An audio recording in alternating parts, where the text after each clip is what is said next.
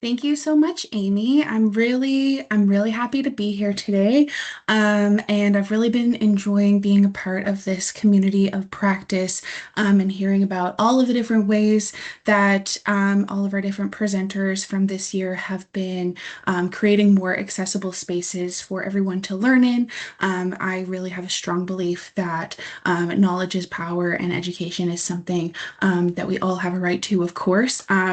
So it's great to see how many people are really dedicated to inclusive learning here in Newfoundland and Labrador.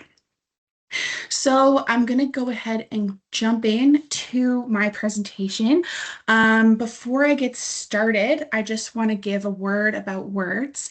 So this presentation uses identity first language, for example, saying that someone is an autistic person or saying that people are autistic individuals. And we acknowledge that language is dynamic and deeply personal, and that individuals may indicate their own language preferences. Many autistic people do prefer identity first language because it recognizes autism as an integral part of who they are rather than something that is separate from them. But we do also acknowledge that each person's stated preference should always be respected.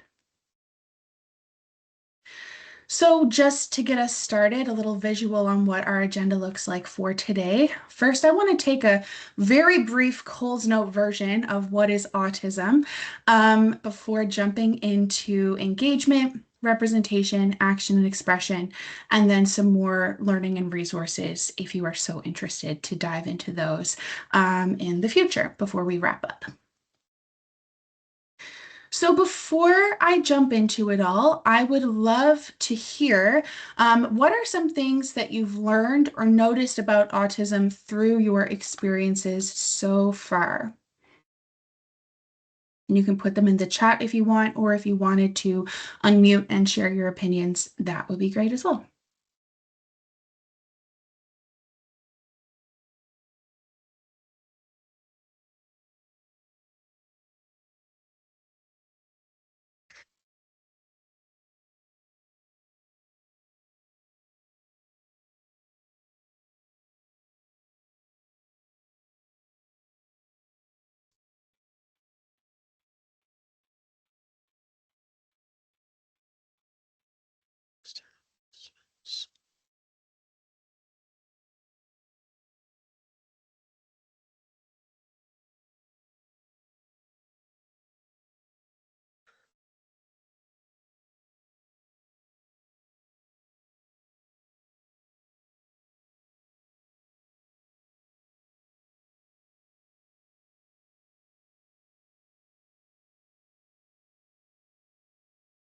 So I'm not seeing too much chatter in the chat there, but I'll share a couple that I know that folks have said at other sessions. Some people have noted that some autistic folks like to use different methods of communication. And I will note as well that every autistic learner that you encounter, just like how every learner is totally different, autistic learners are going to be very different from one another and even more different from, I guess, the norm of students or the average student that you would expect.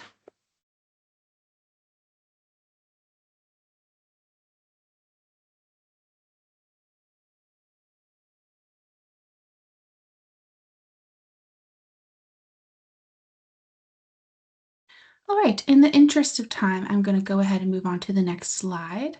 Oh, Stacey Alexander said something.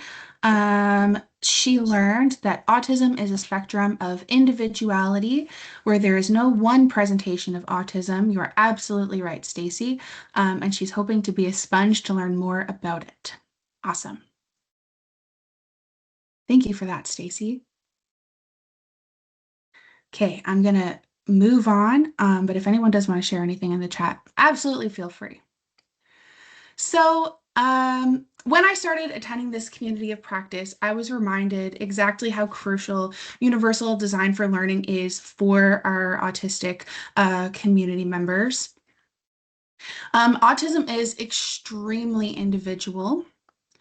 Um, And just like we know that every learner is individual, autistic learners tend to vary very widely from what the average learner looks like. And many of their needs tend to be very unique from individual to individual. And this can even change depending on the context that someone is in as well.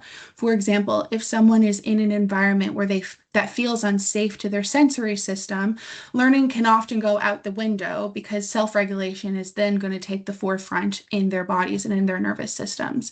And I really feel like having a better understanding of how autism affects autistic learners can help us to build better environments that'll be safe for all learners. So let's dive right into what is autism.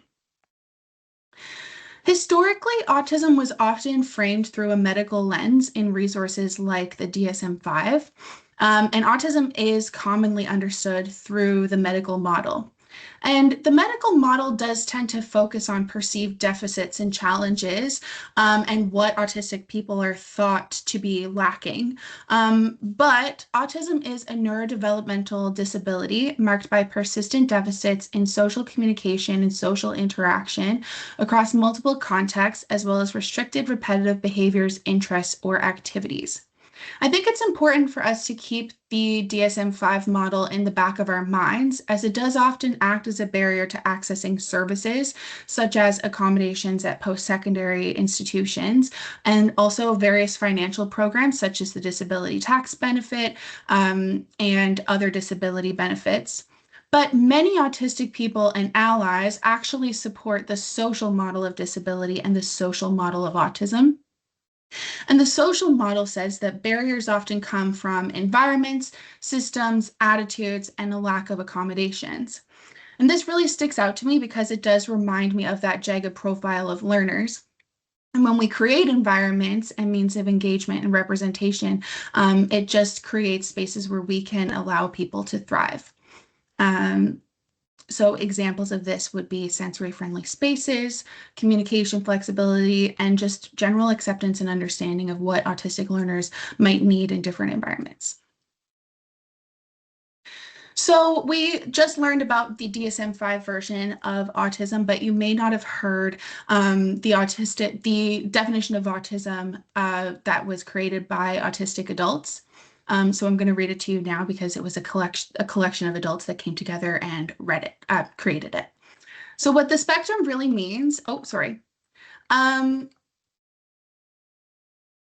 I lost my spot. So sorry. So I'd like you to consider a Rubik's Cube, which has about 43 quintillion possible configurations. While most people's brains do share certain patterns, autistic brains are distinctly different structurally and chemically from non-autistic people and from each other. What the spectrum really means is that each autistic person has areas of strength or weakness due to wiring differences. And while all people have areas of strength or weakness, these tend to be much more pronounced in autistic people. And beyond that, we may even process information in totally different or multiple areas of the brain. While autistic people can't be accurately separated into low or high functioning, nor any binary at all, many autistic people have historically been placed into one of two inaccurate extremes. Often, they've been assumed to be either unilaterally intellectually disabled or unilaterally gifted and talented. Those who are believed to be intellectually disabled, which is actually often due to a motor planning disability that can impact their reliable speech or purposeful movement, have frequently been underestimated. Many have been spoken to like toddlers or spoken for and denied age-respectful treatment and given an education that is far below their actual capacity. And then on the flip side of that, those who are believed to be gifted and talented may experience a different but equally harmful form of misunderstanding because they appear academically capable or verbally very strong. The support needs are often missed, minimized, or dismissed. And a lot of times they're expected to cope without accommodations, despite the fact that they might have pretty significant challenges with sensory processing, communication, executive functioning, and anxiety. And this type of pressure is exactly what would lead to something called autistic burnout, which has a really deep impact on people's mental health and their capacity to engage with their everyday life. In both of these cases, assumptions based on outward presentation can prevent autistic folks from receiving appropriate respect, support, and opportunities. Individual understanding and environments where everyone can thrive foster understanding and makes it more accessible for everyone. So a lot of people have an idea of what the autism spectrum looks like. Some people think that it would be a spectrum where people might be plotted from one end to another. You might plot someone on one end and they might get labeled as being high functioning or a little bit autistic, having a touch of autism, being very high masking. In the past, people would be labeled as having Asperger's syndrome. We don't use that term anymore. And this comes with a lot of assumptions, like we just talked about. And then on the other side, you might plot someone on the other side of the spectrum as being very low functioning, severely autistic, thinking that they don't understand and saying that they are nonverbal. In reality, we can't plot people on a spectrum like this. It's not like this at all.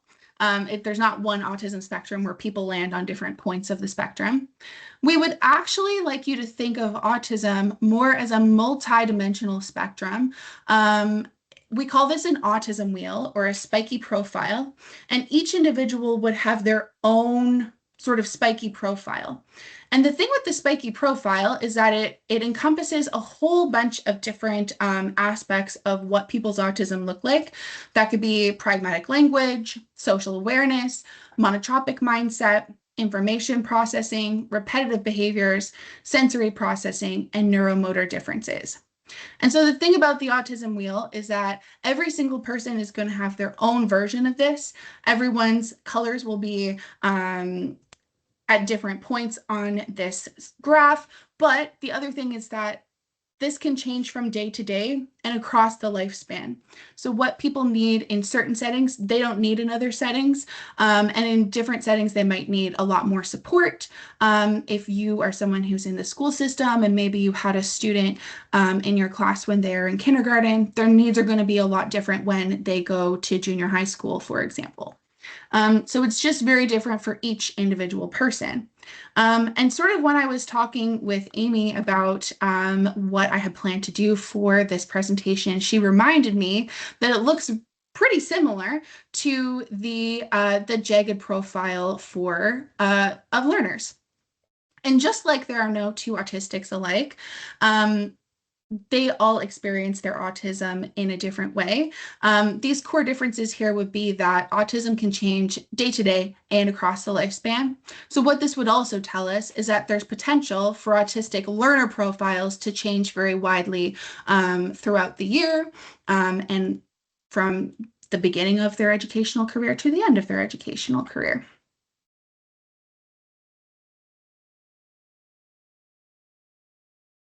So when we talk about universal design for learning, we all know that we're not simply talking about instructional variety. For autistic learners, some of the barriers that they might experience might be sensory overload in the physical environment, unclear or implicit expectations, communication norms that are centered only on speech, inflexible participation methods, or maybe unnecessary demands on their executive functioning.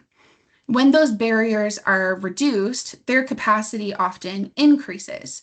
In a lot of ways, I think that making classrooms more universally designed would have a huge benefit to both autistic and allistic learners alike. And I hear from community members all of the time about autistic youth who are not currently accessing an education at all, or post-secondary students that either have to drop out or take extended leaves from their studies because of many factors. But what it often comes down to is that their nervous system doesn't feel safe in learning spaces that aren't built for them. And I think that's why autism acceptance and understanding really matters within UDL practice. It helps us to better identify barriers that may otherwise be missed. And I think as practitioners, we have a responsibility to ensure that our strategies that we use aim to create a deeper cultural shift towards autistic learners as equal partners to their neurotypical peers. And this can help all of our students. So in order to illustrate this a bit better for you all, and I know that some people have noted in the chat, Stacy, for example, noted that there are no two autistic folks that are going to be the same. It's hard for me to give you specific strategies that are going to help all of your autistic learners because they are all going to have very varying strengths and needs. But to give you a bit of an example, I wanted to do a little case study on a student that I worked extremely closely with in the past.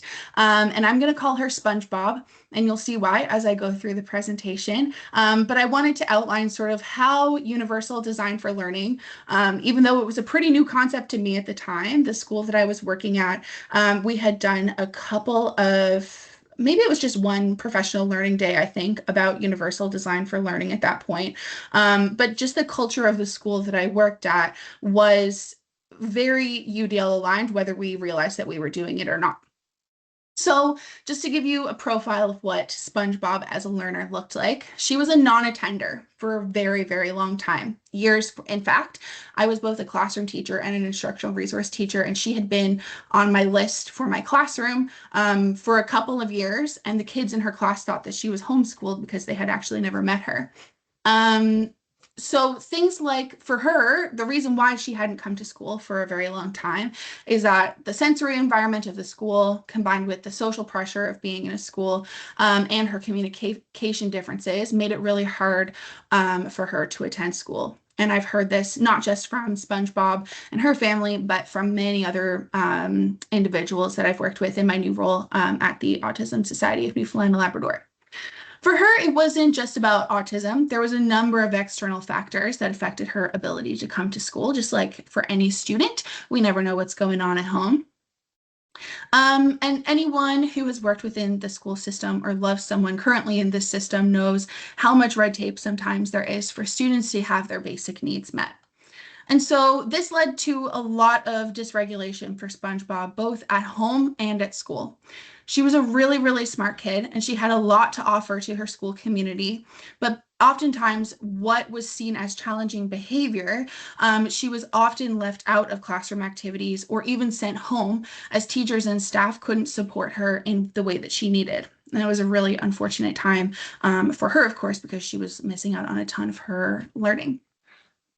So she spent a really long time not feeling welcome at school because of all of the barriers that she faced from the sensory environment to communication to even transportation. As many of us know, there's all kinds of professionals that make up an educational setting, and unfortunately, not everyone that she met was a UDL practitioner. But thankfully, SpongeBob's mom was not willing to take that for an answer, and she was persistent on the school finding the right person to help her kid get the supports that she needed. It took a really long time of building trust with SpongeBob and her mom with a few different teachers. But when I met SpongeBob, a lot of people had put in a lot of work and trust building with her, and she was ready to come to school for just a few hours at a time, which meant that I was then put to the task of meeting her where she was at. And SpongeBob really taught me a ton about how autistic learners learn. And I hope to share with you some of the strategies that SpongeBob taught me to meet her where she was at that point in her life. So a lot of my presentation is pretty heavy on engagement because that's kind of where SpongeBob was at the time. So we'll get into that section first. The environment plays a very, very major factor in how accessible a space is for autistic learners. Whenever I hear from learners who are not accessing school, overwhelmed for being inside of a school building plays a major role in their learning. For SpongeBob, we created a predictable structure and routine to her day. So when she came in, she'd be met with visuals that showed her where to keep her coat. She had a picture of SpongeBob on the board where I would write her daily schedule for her. And her classroom was a sensory-friendly space where she was free to stim and regulate as needed. We'll get into a bit more of that later. We had to be really flexible in how much of a challenge SpongeBob was ready for each day. And this was something that I was constantly in communication with her mom about.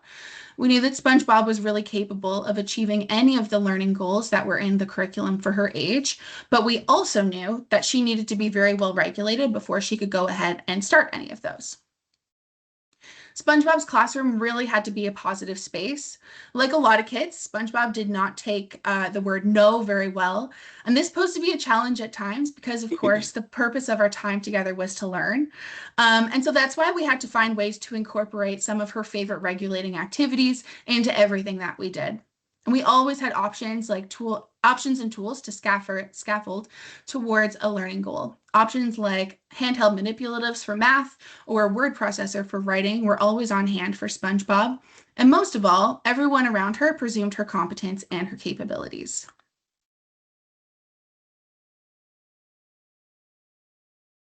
So, a few strategies that can really help to support learners. Visual schedules help to show the daily flow. These are just a couple of examples here, but it could really look like anything. For SpongeBob, I would just write it up on the board for her. But certainly, we're all familiar with the classic timetable in both like K to 12 and post-secondary settings. A morning schedule that broke things down. This is a morning schedule for like getting up in the morning to getting on the bus for that day. But any period of time could be broken down into smaller steps to help make it easier to process. Sometimes time can be a really abstract concept for a lot of folks as well. And I really like to utilize time timers, such as this one right here. I used to have one on my desk that I could show for presentations, but I'm not seeing it right now. I use it myself when I really need to focus on something, kind of like the Pomodoro method is how I'll use it, if you're familiar with that method. And why this matters is that structure and predictability help to reduce stress and support engagement and independence. And they just create conditions for students to be able to participate and succeed. So, what this might look like in practice with SpongeBob, I was able to work with her mom, who she lovingly called Mr. Krabs, to create a schedule for her every day so that she would know about that in advance. That way, she knew exactly what was going to happen during her time at school. This helped to keep her regulated enough to learn. When she would come in every day, she would have a visual schedule, like I mentioned, similar to the morning schedule, really, is what hers looked most like. That let her know what activities we needed to get done every day. We still had really clear learning goals, whether that was working on reading, math, science, whatever the topic was for that day, but they were always really clearly communicated to her through her visual schedule. And she also had a very clear routine.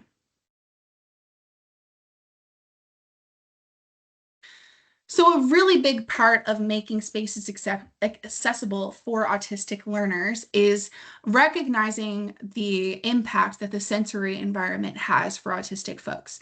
Um, Autistic folks we often use the metaphor of it's if you're sitting in a room, you might be paying attention to my voice right now, and you might be blocking out maybe the ceiling fan or the person sitting next to you that's clicking their pen, or you might be blocking out the sound that's coming from the fluorescent lights or the ticking sound of the heater, and your brain is doing that pretty automatically. But for autistic folks, their brain is taking in all that information all at the same time. So, as you can imagine, having to parse out what the important information is at any given time can be a huge challenge. So, some folks might be really sensitive to things like bright lights or loud sounds, but really it could be anything in the sensory environment. They may have difficulty with understanding what they hear or what their senses tell them. And sometimes some folks might not even be able to notice if they are in pain or if they are feeling hungry. Super different for every single individual, and sometimes people's sensory needs can even be contradictory. For example, when SpongeBob's family would often keep her home from school in the morning when there was going to be a fire alarm because that would be overwhelming to her. However, she was totally fine with putting on her noise canceling headphones and playing her favorite song at top volume. That was totally fine and even regulating for her. So it's a bit of conflicting information, but it really just depends on the person. The sensory environment was a huge barrier to her participation in her school community. Crowds of people really affected how her body felt in space, and the noisiness of a school environment and the bright overhead lighting was too much for her. She really needed a very quiet space of her own to learn in where she wasn't going to have outside distractions. And when we first started working together, her classroom was located in a very small, dark classroom. There was only one window, and it was next to the cafeteria. Simply being next to the cafeteria, if you've ever been in a elementary school at lunchtime, even with the door closed, it was enough to dysregulate her, and we would have to spend an inordinate amount of time to help her regulate before there was ever any learning that could take place. So, the school team decided to move her to a different room that was more naturally lit and it overlooked the playground. And there, she didn't have the pressure of the overhead lights because the natural lights from the windows were enough for her to get her work done. She was able to feel physically closer to her peers, which eventually helped her to feel safe enough to begin exploring sharing spaces with the rest of the student body because she found that really overwhelming when I first started working with her. Her new space was also far away from the cafeteria. And of course, there were still really busy times of the day, but we were able to mitigate that better with the use of her noise canceling headphones, and playing her favorite song was super regulating for her. She also had a lot of access to different fidget tools, rocking chairs, art supplies, and a big empty space where she could stim freely to help her regulate. And on the topic of stimming, um, stimming is super important for self-regulation for most humans in general, actually. I don't know if you knew that, but most humans do actually stim, whether that's clicking a pen or fiddling. Maybe your toe is tapping right now, or a lot of people bounce their leg when they're feeling a bit anxious. I'm someone who always has like a hair elastic around my wrist, especially if I'm giving a presentation, because it's something that I will always play with to stay regulated. But stimming is just a repetitive behavior such as rocking, humming, hand flapping, any of the things that we see here on this graphic. And I think that normalizing stimming or even providing fidget tools and space to stim can help all students to feel regulated, not just autistic students. For a lot of us, stimming does go unnoticed. It's pretty subtle to just bounce your leg up and down underneath your desk. But for a lot of autistic folks, it becomes a lot bigger, and it might look a bit different than that of non-autistic folks. It's a necessary action that's for regulation and regulates the nervous system and helps to keep folks in a zone for learning. For SpongeBob, she usually would use a rocking chair, or listening to her favorite song, or even replaying the same 10 seconds of a video. That was a normal stim for her, and it helped to keep her really regulated and grounded and calm. Being able to stim freely helped her to manage her own frustration and helped her to develop internal controls and coping skills. It was also a way for her to seek external emotional support, to either myself or her student assistant. We knew that if her stimming became more amplified, so if she was rocking back and forth pretty normally, and then all of a sudden she was rocking back and forth really quickly, we knew that there was something up for her. We also really knew that if she started singing the song Happy Birthday, we knew that there was something bigger going on and she needed more emotional support. Stimming is never harmful. It's just a tool for self-regulation. Self-regulation. Sometimes stimming can be harmful if it moves into like self-harm sort of behavior. I'd encourage you to help the person that you're supporting, to find a different way to stim, or maybe try to figure out what is making them stim in such a like harmful way to their own bodies. But as long as they are safe and the people around them are safe, I'd encourage you to just let people keep stimming because it's super, super important.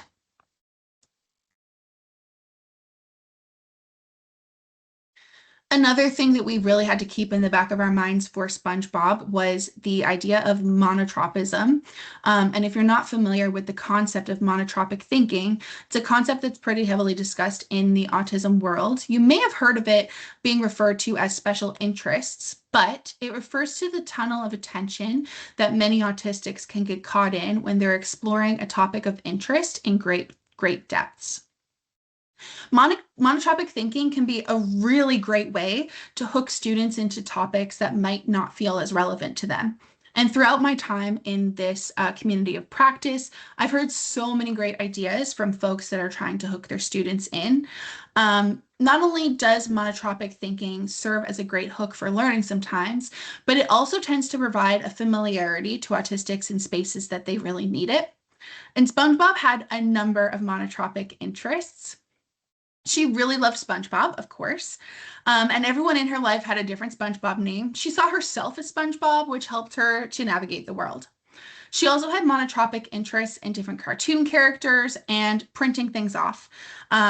So this over here is a little visual that I made for her so that she knew at the end of the day she was always allowed to print off whatever work she had done that day. She often used a word processor to help her get her work done. So she would love making a trip to the printer.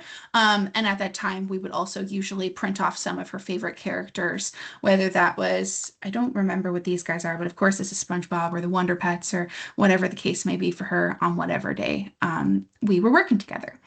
And in our time together, she also developed a monotropic interest in video creation. So that's what's going on with the Wonder Pet characters over here in this corner. She always felt safe and ready to learn because choice was really embedded into everything that we did. I would usually try to have multiple learning goals in mind for her for the day with corresponding activities that she could choose from. And we would start our day by choosing what content we would explore and what tools she wanted to use for her production. We also had a choice available in the type of recognition available for doing a good job and getting her work done. Many days, like I said, that choice would be to print out her work and of course the cartoon characters to go with it. And she was always willing to engage if it meant that she was going home with a new character to add to her collection. But because of SpongeBob's interest in all of these things, I was able to offer her a lot of choice in to bring characters into her work. And sometimes she would be teaching a little class of printed characters about the parts of a plant. And other days she was writing a story about the Wonder Pets that she would later create a video about for her technology class, for example. And optimizing choice and autonomy made learning infinitely more accessible for her. And it also gave it a much more personalized approach that was more contextualized to her life. So we're right at the end of the section on engagement, and I want to know, how do you currently support regulation in your space, and what do you think might be missing? I'll take a minute to take a look at the chat.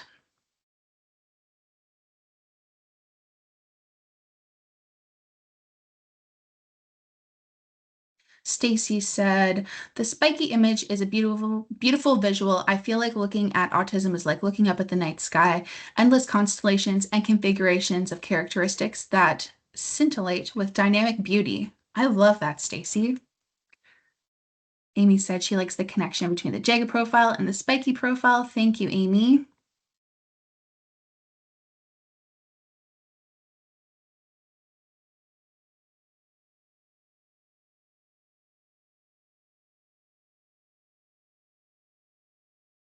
Melanie.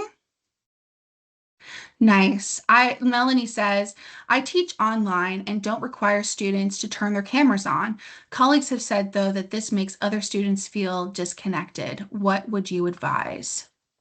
Melanie, I think it's really great that you offer that flexibility to your students.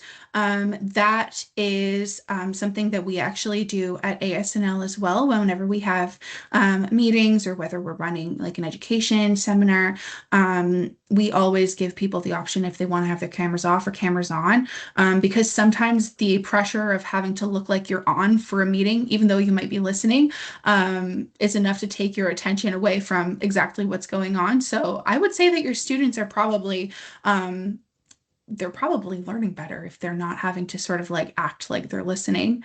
It can sometimes make students feel disconnected. Maybe offering opportunities. What we do is we just offer opportunities like if it's someone's birthday or if we're, doing specifically like a staff connection sort of thing, we will do cameras on for a few minutes to let people connect. And then we all turn our cameras off again after if we want to, or we leave them on. It all sort of depends. But I think purposely having times where people do turn their cameras on for the connection piece can be really helpful as well. Stephanie says, we recently installed a sensory room on our campus. Oh, amazing. It gives a space for any student to take a break away. That's awesome, Stephanie. Are you at Memorial? No, I'm at College of the North Atlantic on Corner Brook campus. Amazing. I love to hear that. I did a presentation with the Carbonear campus, and they were talking about doing something similar. So it's great to hear that you guys have taken that step over in Corner Brook. That's great. Excellent. We're pretty proud. That's great. That's awesome.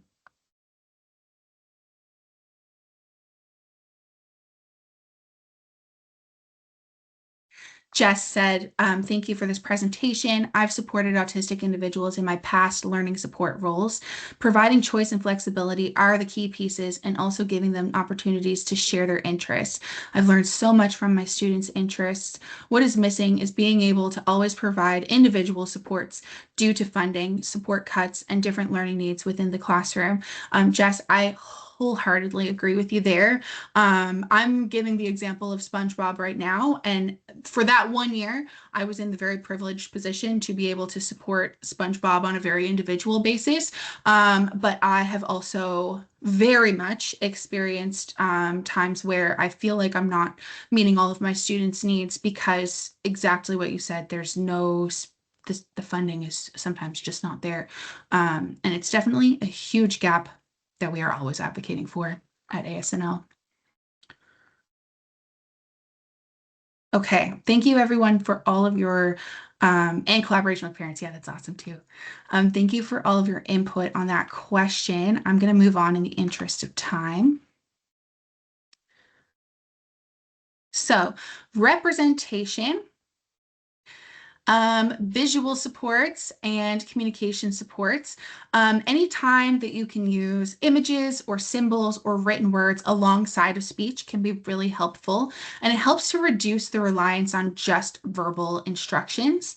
And this tends to really, it's important too to support understanding and expression, especially for non-speaking students, if you are working with non-speaking students. In our time together, SpongeBob was working on multiplication and division in our time together, and she was really artistic. So, me being able to draw the representation of a number really aided in her understanding of things. I would also introduced, I don't know if any other like primary elementary educators are familiar with this fun device, but these are Numicon numbers, and each little block represents a different number. So of course the orange one is 1, 2, 3, and so on. And you can build them. I'm not going to keep talking about Numicon because I could talk about them all day. But using those and teaching her with these manipulatives gave her a better understanding of numbers and a more concrete way to sort of visualize numbers because they can be a pretty abstract concept for some folks. We were also working on parts of a plant along with writing about the plants in her plant journal. And naturally, the best way to support that was not just to talk about plants or look at photos of plants, but to grow our own plants. And these are actually herbs that she had picked out at the dollar store with her mom one day, and she wanted to bring them into school. We first started out with planting the lettuce. And she went home and loved planting the lettuce so much that she wanted to bring her own plants into school. And just her thinking about her schoolwork while she was out in the world, wanting to bring the herbs in to study them, just demonstrated to me how connected she was to her learning and how relevant it was for her. Providing supplementary materials is really important as well. Social stories is another tool that makes learning and inclusion way more accessible for autistic individuals. Social stories are usually for social emotional learning topics, but realistically, they could be used for anything that you want to teach. SpongeBob took special transportation to school, so she had her own, like, she had her own school bus, but she had her own ride to school. And then partway through the year, we learned that she had to be transitioned to the regular school bus. So this is a social story that I wrote for her to understand the concept of being on the bus with other kids, safety precautions, if she started feeling overwhelmed, what should she do, who her support people were going to be on the bus. And I even went so far as to I was at a very small school, so I could take a picture of all the kids that were going to be on the bus, and she got to meet all of the kids that were going to be on the bus, and they were in her social story as well, so she wasn't surprised when she got on the bus of how many people would be there or who they were. Um, and if I were teaching now, I would also try to provide plain language summaries of concepts to any of my students that need it. This is something that I try to do in my work as a navigator to help people access different systems. This is just sometimes on different disability advocate websites, they actually have plain language summaries of whatever documents they have available, which is I find to be very, very helpful. So this is just an example from the Autistic Self-Advocacy Network on how to vote by mail. I've also found a very useful use of AI is if you have something that is, very academically based. I had someone reach out to me just the other day, actually, looking for more information on supports that are available for autistics who are seniors, of which there's not a ton of research, but the research that I did find, I just put it into plain language for her, and which made it easier for her to kind of understand. So it still gives the main idea, but it makes it more accessible. And of course, having all of these resources in an accessible font on just a plain sheet of paper makes it less distracting, less information to process, and it just makes the needed information stand out a lot more. Another really great way that teachers can be more accessible is in monitoring your own teaching style. So if you can use clear, direct, and consistent language, because too much information ultimately is just hard to process, saying exactly what you mean and meaning exactly what you say, so of trying to avoid sarcasm or jargon, that can be really helpful as well. Being really consistent in what your expectations are helps to build safety and trust, and ultimately that just helps to facilitate learning. If you can use multiple kinds of media as well, so whether that be oral, print, video, song, even tactile, gives multiple means of understanding as well. So where do you think that visuals, repetition, or alternative formats might be able to strengthen understanding? Take a look at the chat again.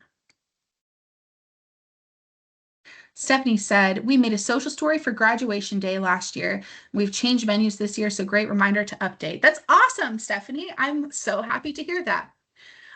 I've done a couple of like tables and stuff. I did one for the med school, and one of the med students actually told me I had a couple of social stories there as examples, mostly from a patient perspective.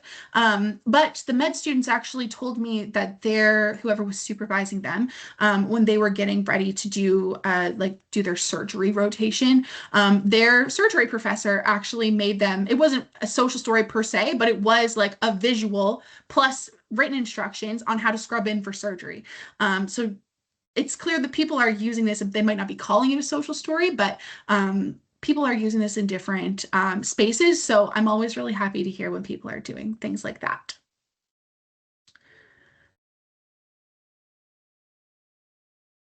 Nice. Nicole says, I made our course outline into a video with the important dates and information on the course. I love that, Nicole. Just another way, and that was at the university level, another way to represent that information for students who just need a different way to look at it. That's great.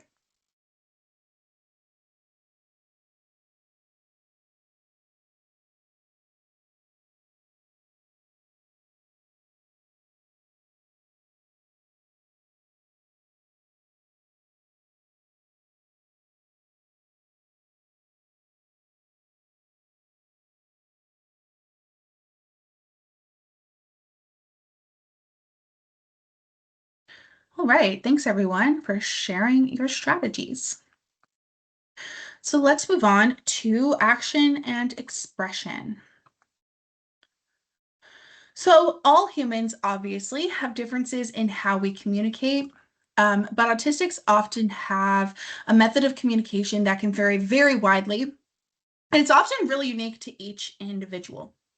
I've met all kinds of people that use all kinds of different ways of communicating, and I've listed some of them right here, but this is certainly, excuse me, a non-exhaustive list.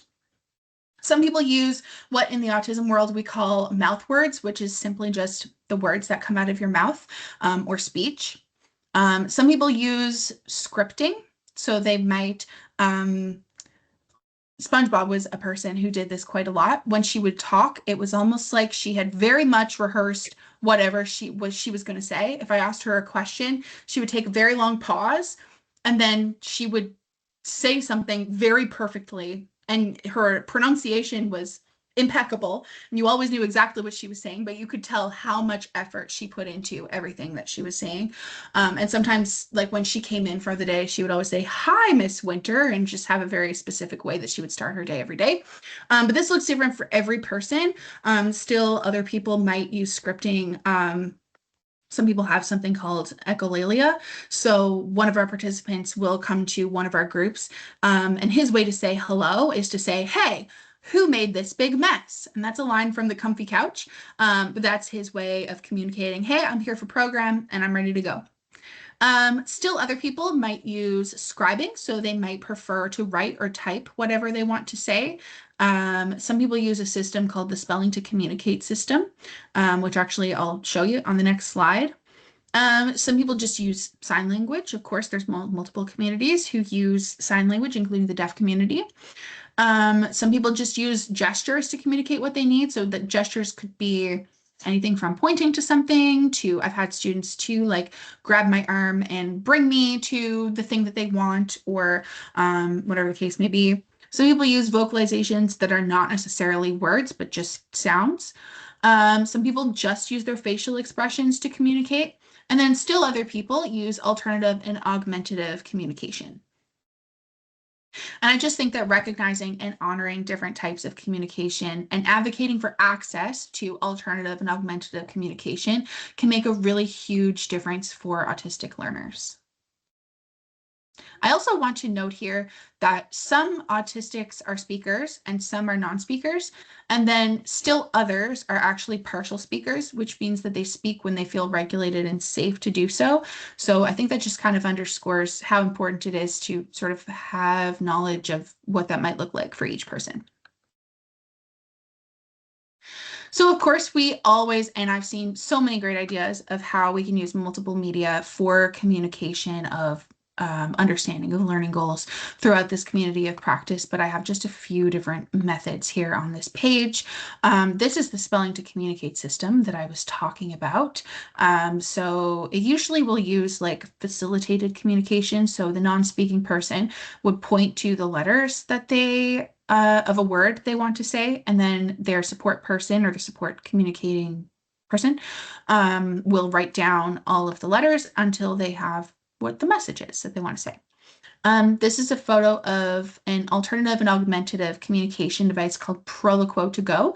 If no one is familiar with this one, it's basically a language in and of itself, and having access to augmentative and alternative communication is absolutely imperative for a lot of our learners. And unfortunately, there's many non-speaking folks who don't have access to this. So if you're ever in a space and there's a non-speaking person and they're not using an AAC device, and it might be worth exploring with them, like, is this something that is useful to you? Have you ever had access to this? Because sometimes people just don't have the access to it, and it makes a world of difference for those who are non-speaking. SpongeBob is someone who would communicate her learning, sometimes through verbally telling me, sometimes through writing a letter to one of her cartoon characters. Sometimes it would be making a video. Sometimes she would paint me a picture of what she was learning. I also have this visual of sort of some people performing, because we have a program at the Autism Society called the Physical Art Troupe Program. A name created by 13-year-old boys, and it condenses to the FART program. But they communicate their learning and their personalities, and just all of their creative thoughts through the FART program. So yeah, if they actually do performances. So if you ever hear about the performances and you can manage to get a ticket, because I have missed out on them so far, I would highly recommend attending. But yeah, they all communicate their learning of that program through performance. I think it's really important that we as educators and people in the education space that we're addressing our own biases related to expression and communication as well.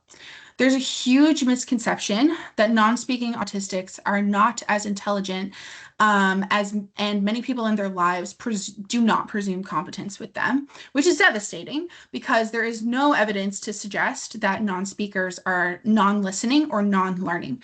And I always like to shine a spotlight on lived experience in this area because when non-speakers don't have the obstacles of expression, um, when they don't have the obstacle of expression in their way, their voices and understanding are really able to shine.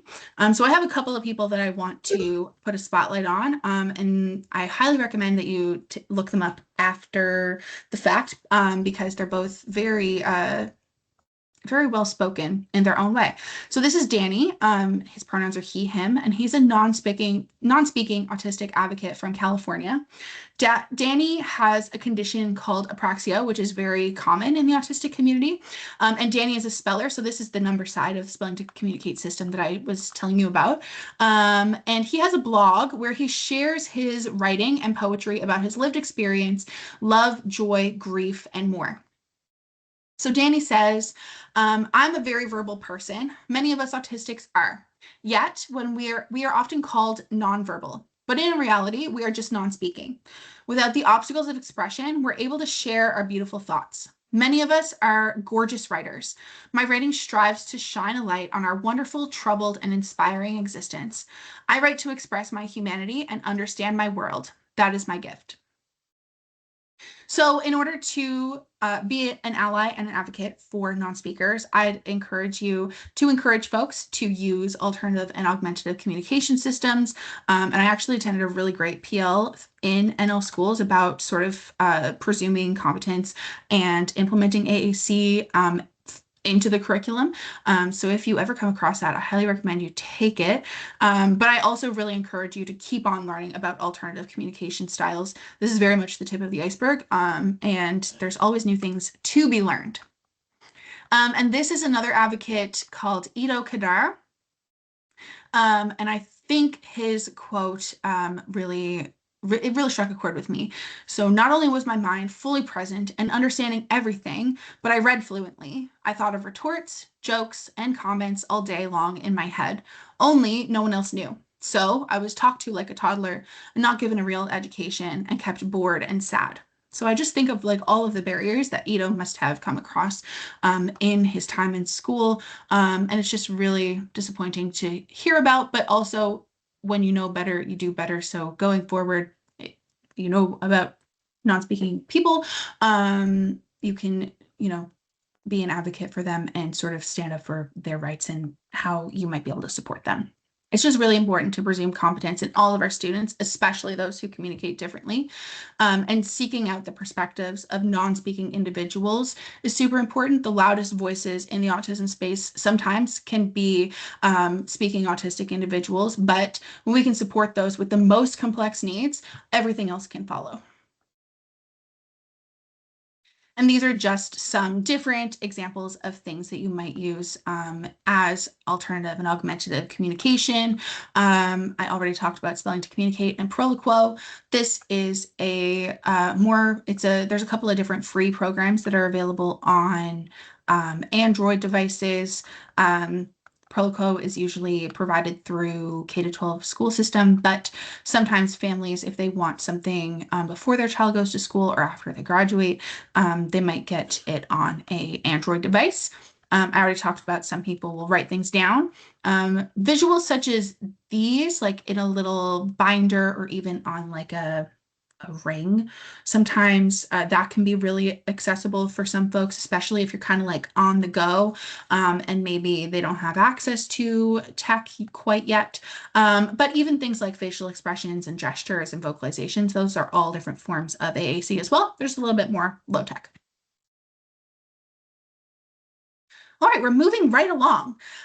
So what are some alternative ways that you think someone could demonstrate the same learning goal?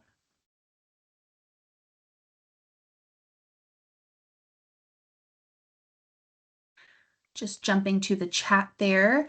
Brianne said that we have AAC devices in all of our regulated childcare programs on the West Coast now. Amazing news, Brianne. I knew that they were rolling out that initiative, and I'm so happy to hear that the West Coast has it going on. That is awesome. Stacey, thank you so much for sharing Danny's blog and Ito's blog and the Proloquo assistive wear website. That is super helpful.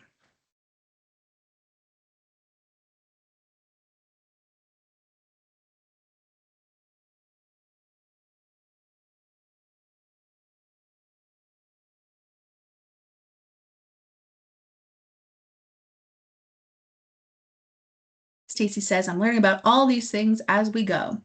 Awesome. And I will say too, like I learn about new things every single day. So wherever you are in your learning journey about autism in general, I just encourage you to keep on learning. I've been learning about it for a very long time. Um, but like I said, things change a lot in the autism space.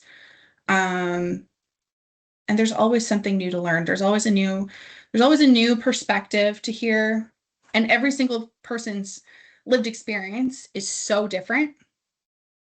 So being able to learn from multiple people and hear their lived experience is always it's always an eye-opening experience for sure.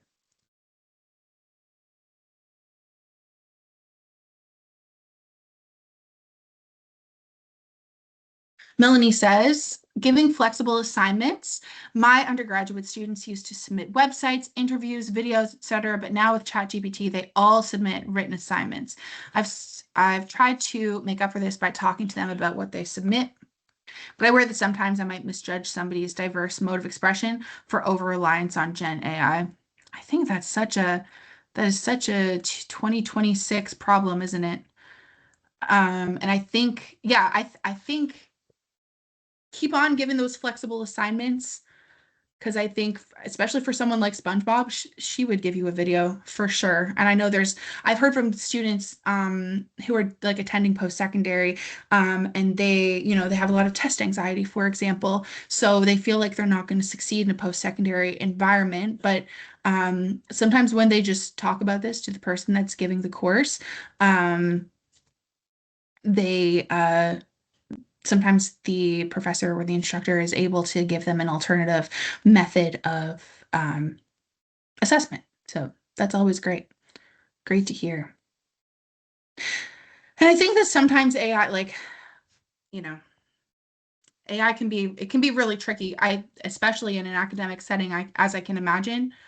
Um, I think in some ways it can be like when I talked about making things in plain language, it makes my job a lot easier. But I think when it comes to learning, sometimes it can definitely be a more of a hindrance than a help.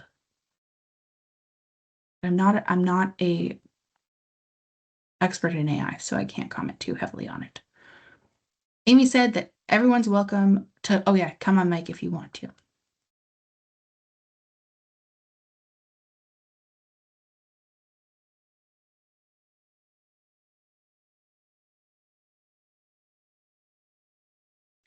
So just, Melanie, go ahead.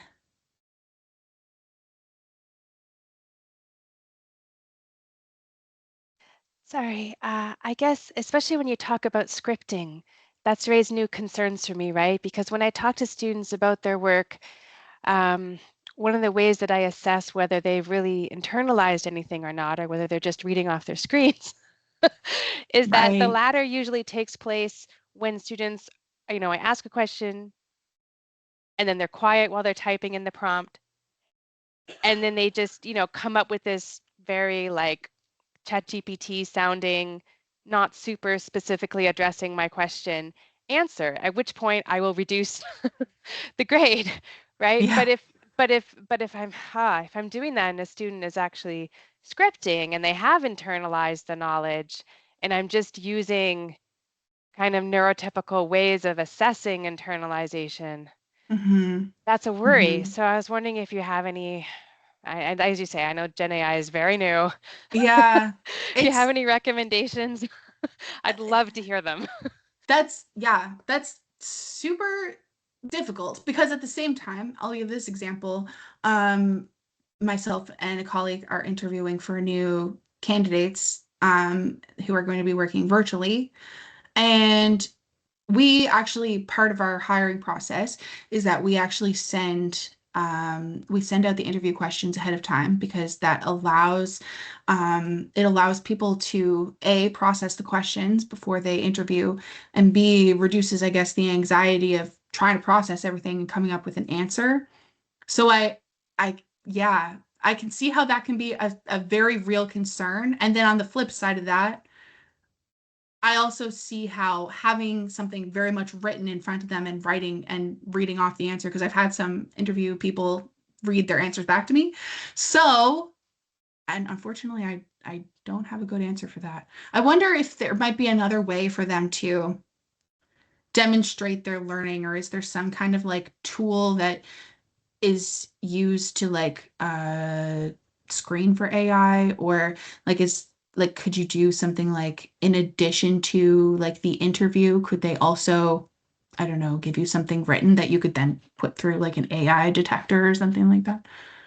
Like multiple ways to go about it. I don't know. I'm Yeah, sorry, I don't have a better answer about the AI thing. no, it's okay. The AI It's not something I detectors anticipated. aren't the AI detectors aren't reliable.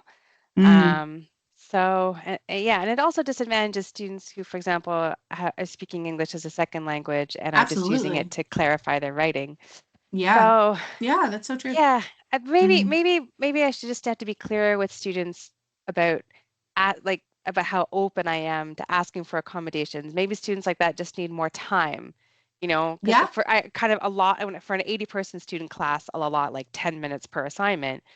But Yeah. if, that's going to be their natural way of responding, then I'm going to just Mhm. need more time than 10 minutes to assess what they've internalized. Maybe something like Yeah. that.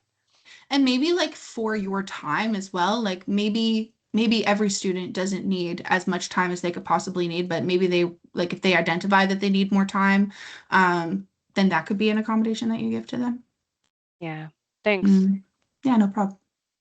We had a couple more people in the chat. Jess said, for me, it's about teaching students to be self-reflexive and trust their own experience and growing their confidence. Students these days are trying to find the expert. They can be very hesitant to put themselves out there, let alone neurodiverse students. I've heard that a lot, especially for folks who are in spaces where they need to like network to find a job. I'm thinking of like folks who are in like co-op programs.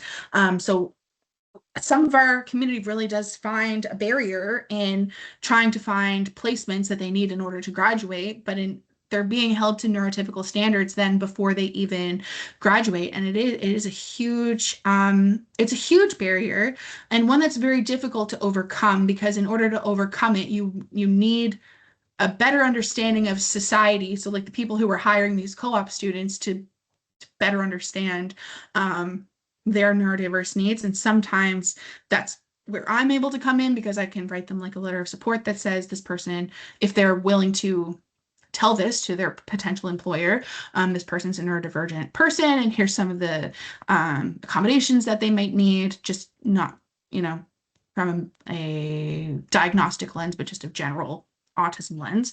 But yeah, it can be a real challenge. Nicole said, I do interview coaching and tell students not to script because then the interview is not a conversation. But it's hard to avoid because AI gives students a false sense of confidence in interviews. How could I work on helping these students while helping them with interview prep? You work in engineering co-op. Awesome. I think one of the ways that some of our folks actually overcome this is it might be like having a script from the start. So, like in coaching and like repetitive practice, that might be a really great way to do it. Starting with a script, and then eventually the script is going to be in their heads. For someone like SpongeBob, for example, I could just tell in the way that she spoke that she had rehearsed what she was going to say, and that's just a way of being for some autistic people. Everything that they say is very much a script, whether we want it to be or not in sort of an employment setting. But that's how they present to the world. So yeah, I think just it might maybe they need a few extra coaching sessions or a few like more time to continue repeating their Or script. maybe practice the script, but then so it Mm, becomes more conversational and yeah. practicing that part of it instead of just for group, like, because, and it happens also with a lot of international students. They memorize Mhm. information and then regurgitate it. Yes. And so then it doesn't seem like they're having a conversation with someone. And so it Mhm. comes up with international students and also then students that might be autistic or anything like that, or any neurodivergent folks. So it's hard because I want to say like, oh, well, you can't do that. But Mhm. I understand that your brain is different. So how do we help you to still present yourself in a way that's acceptable in the current space we're in, that not Yeah. everyone is aware and knows how to make those accommodations? Absolutely. Yeah. And it's such a barrier for folks. And yeah, I think that's a great idea. Like having sometimes we used to have an employment program, and sometimes what one of my colleagues would coach them to do is to have like a few different answers for the same question as a script in your head. So instead of just regurgitating the same thing every single time, you might have a few different ways that you're going to say it, or practice it with like a bunch of different people or that sort of thing. So thank you. No problem. All right, let's take a look before we clue up at more learning and resources. Just a few things that I find to be quite helpful. The first is the Autistic Self-Advocacy Network. It's an autistic-led organization which is grounded in autistic lived experience and leadership, and it centers directly from autistic voices' perspective and knowledge. There's a ton of resources on this website that are created by autistic people, so folks with lived experience for understanding autism, and just sort of allows you to get a better understanding of autism and sort of the lived experience of that. They also do a lot of work in shaping policy. They come from a nothing about us without us practice, and they really focus on listening to autistic lived experience. And I think just understanding the autistic experience is just one of the first steps in creating safer spaces. Another resource that I love is the Learning About Neurodiversity at School program. The creators of this program actually came to our conference last year, which was awesome. And our conference is coming up next week as well. And that one actually focuses on employment. So if anyone is in the employment world or getting students ready for employment, it might be of interest for you. So LEAN stands for Learning About Neurodiversity at School, and it's a free and research-based program that was developed in Scotland. It's designed for upper elementary classrooms, so like grades 3 to 6. And what's great about it is it's not just about autism. It looks at neurodiversity a lot more broadly.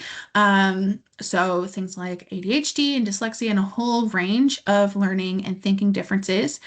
And the program includes story-based lessons, group discussions, and interactive activities that are designed to help students build empathy, reduce stigma, and understand that not all brains work in the same way, and that's a good thing. And it was written for educators with it was developed alongside of educators as well, for building inclusive classrooms. Another really great tool that I find very helpful for anyone is um, the Autism Level Up tool. Their website has a bunch of different tools on it actually, and it was created by Dr. Amy Laurent and Dr. Jacqueline Feed, both of whom are neurodivergent. One is a psychologist and the other is an occupational therapist. So both lived experience and professional research experience. And it's just a great tool for autistic people and their supporters. Some of the tools focus on regulation, awareness of your own energy, and different co-creative strategies. And these tools are useful for home, school, community, and focuses more on needs rather than what someone's behavior looks like. And then finally, we have the Neurodivergent Peer Support Toolkit. And this one is designed to provide practical resources for fostering meaningful, supportive interactions among neurodivergent peers. It emphasizes clear communication, respecting personal boundaries, and building mutual understanding. And it's a toolkit that has ready-to-use templates, discussion prompts, and reflection exercises to guide conversations and help peers support each other effectively. And I liken this program to a GSA group or Gay Straight Alliance group that you might have in, any kind of space, but it's for, it also encompasses neurodivergence. So it's great. It can be used in different contexts. It's really flexible, whether that's in the workplace or in classroom or in informal social groups. It makes it a really versatile resource for peer support initiatives. So just to wrap up, I wanted to give 5 things that you can try out tomorrow.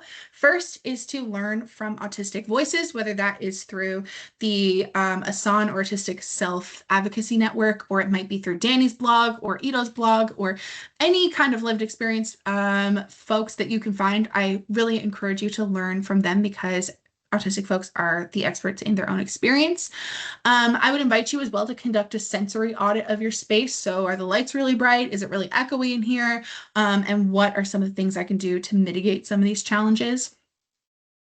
Providing opportunities for regulation is super important as well. So whether that might be the creation of a sensory space, which I'm so happy to hear about. I'm going to bring that one to my Navigator meeting next week. That is great news. But also even just regulating, not regulating, normalizing folks taking breaks when they need it, or even just standing at the back of the room during a lecture, for example, are all examples of opportunities for regulation.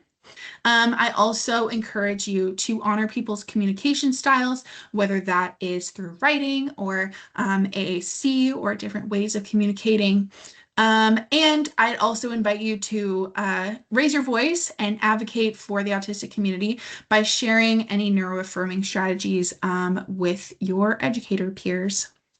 With that, thank you all so much for attending. I really appreciate all of the engagement and discussion. And I just think that the more that we learn about autism and neurodiversity and UDL and all of the great things that make the world a more accessible place, and we can be 1% better every single day, I think that we can move towards a future that is neurodiversity affirming. So thank you all for all of your attention, and thanks for having me.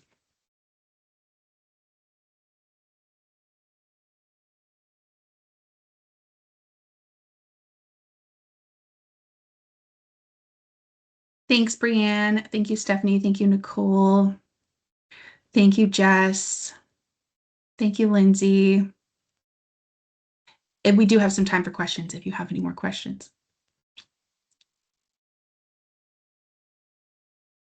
Thank you, Melanie. Thank you, Stacy. Thank you, Lori.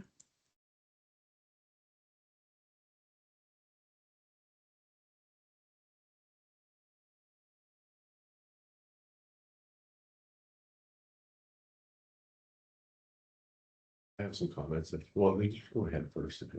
I was just going to say thank you so much, Kristen. We gave you a big round of applause here in person. Thank you. That you didn't hear. Maybe we'll do it again. Thanks, everyone. And we do have some minutes left. So if folks have any questions or comments or reflections, you're welcome to come on mic or type in the chat. And I think Dan has some comments or questions. So did you want to start us off, Dan? Sure. I'm Dan. I'm an autistic individual. Kristen, great job, by the way. You stayed up late last night and stuff. You did fantastic. I just wanted to point out a couple things here that would hopefully be for everyone's benefit, things that affect me personally is, if you're looking at that spider web spectrum kind of thing, is that it was mentioned about how it changes, through time and through your life. But I just wanted to point out how drastic a change can happen in such a short time that me personally can go from a very extremely high functioning person to completely incompetent in a matter of seconds, depending on the situation. And being aware of that and realizing that that's actually normal for me in a certain circumstance. It might not be pleasant or enjoyable or, a good thing to happen, but it happens. And I think that a lot of people don't realize how drastic of a change that can be. That's a good point, Dan. Sorry? That's a really great point. Thank you. And just some when you were talking about having the schedule for SpongeBob, and having things written on the board and stuff like that, I felt like perhaps an expectation, like not just what is to be done or what may be happening, but direct and really specific expectations of what you expect out of the person, of their behavior, not necessarily their behavior, but yeah, and I'm not wording that quite properly. No, that's great. That's great. And Yeah. something I noticed just with these pamphlets, and that it seems like something that would be completely irrelevant, and yet it drives me nuts to the point that I pull the staples out and staple these on the other side, Amy, because there's something backwards. Like they need to be, this should be stapled on this corner. And you then need to blame every the single printer. time I have to turn this, I'm like, I forget which way I'm going. I don't know what's happening. And it like screws with my brain somehow. And so that's, I just wanted to point out that that's such a minimal thing, that the choice of where the staple is, seems completely irrelevant to probably most people. But for me, every time I have to turn the page, I just completely lose my train of thought. I have to rethink about where am I, flipping things all over the place. And so just, that's a really simple and kind of strange thing, but it completely just messes me up when I'm trying to learn something. So anyway, these are just some things I noticed through the presentation. And again, thank you very much. You did a great job, Kristen. Thanks, Dan.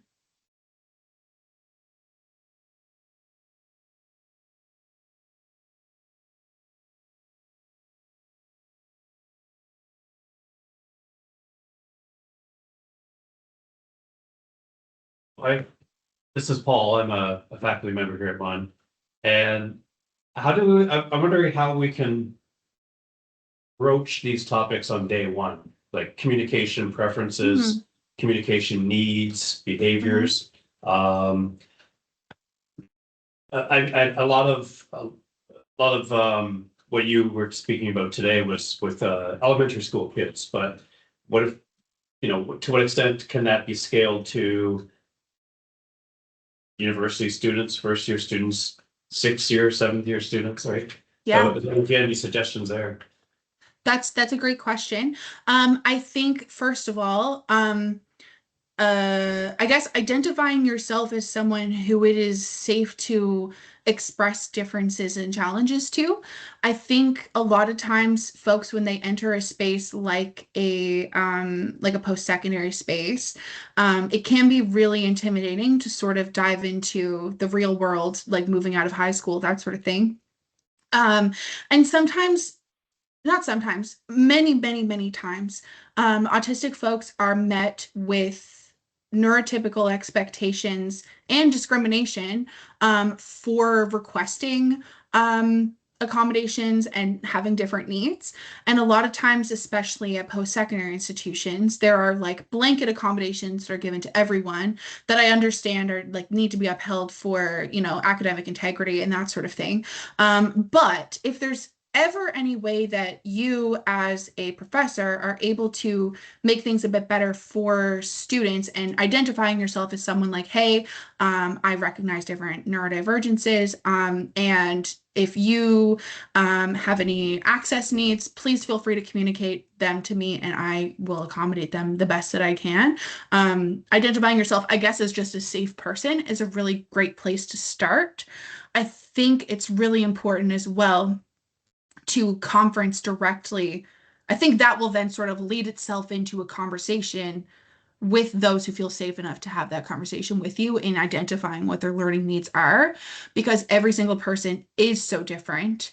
And so just because I know Dan, like what Dan's needs are in an educational space and what SpongeBob's needs are in an educational space, are going to be completely different.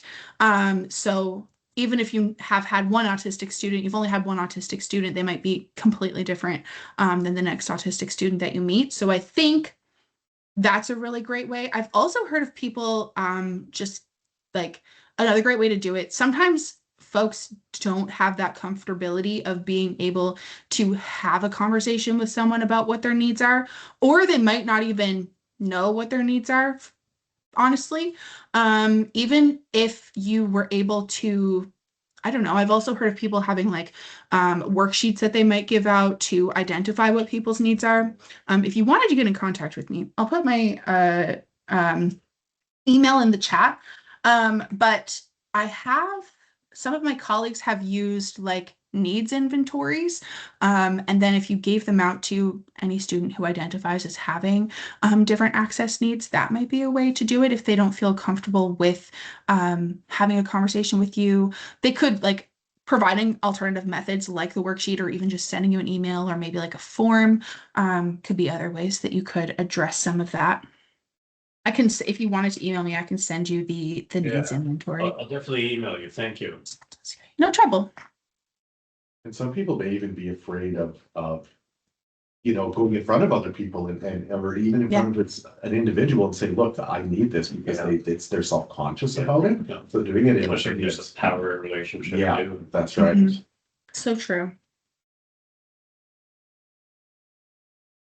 Afraid of rejection, which Yeah. happens so big. And well, in judgment, because you get judged all the time because of who you are, and you can't change who you are. And so, yeah, you're constantly afraid of coming across in a way that people will judge you and they will affect your career or affect something negatively. So, yeah, it's not easy. Yeah. Yeah. I also think like often in setting expectations and also combining that with UDL, like you can set a more supportive environment. Most of the things that I've seen as an accessibility advisor, most students use these blanket accommodations in their first year. They have them before they understand what the like learning environment is like. And then as they get more familiar and comfortable with how their classes work, how their schedule works, they're less often using that kind of blanket accommodation, but it doesn't mean that the needs are gone. They're actually just way more individualized than the accommodation process can provide. So Kristen, I really agree with that. The advice that you've given to Paul on being a safe person, that is huge for students. And also like having lived experience, having your leadership as people who have lived experience of neurodiversity is huge because it really opens up that opportunity for students to feel like people are on their team and not just them. Yeah. And if you're not openly saying that, I understand and I'm here to work with you, people will just make the assumption that you're not. Yeah, that's true. Often due to experiences that they've had, probably, unfortunately.